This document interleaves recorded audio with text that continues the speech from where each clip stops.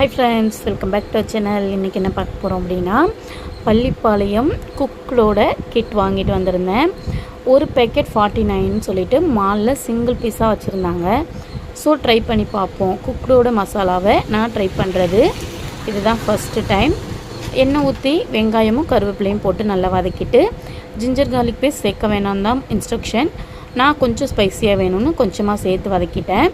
இப்போ அந்த ஒரு கிட் வந்துட்டு 1/2 kg சிக்கனுக்கு கரெக்டாக இருக்கும் அப்படின்னு போட்டிருந்துச்சு. சிக்கன் சேர்த்து ஒரு 2 மினிட்ஸ் கொஞ்சமாக சால்ட் மட்டும் சேர்த்துட்டு வதக்கி விட்டுட்டு இந்த பள்ளிப்பாளையம் ஃபுல் மசாலாவும் சேர்த்துட்டு கொஞ்சமாக தண்ணி தேவையான அளவு சிக்கன் வேகணும் இல்லையா, ஸோ கொஞ்சமாக தண்ணி விட்டு ஒரு 10 மினிட்ஸ் மட்டும் நல்லா வதக்கி விட்டோம் அப்படின்னா கிரேவி கன்சிஸ்டன்சி வேணும் இல்லை ஃப்ரை கன்சிஸ்டன்சி வேணும்னாலும் அதுக்கு தகுந்த மாதிரி ரெடி பண்ணிக்கலாம். டேஸ்ட் வந்துட்டு ஆசமாக இருந்துச்சு. வீட்டில் டக்குன்னு ரெடி பண்ணணும் அப்படின்னா குக்கரோட கிட் வந்துட்டு கண்டிப்பாக ஹெல்ப்ஃபுல்லாக தான் இருக்கும்.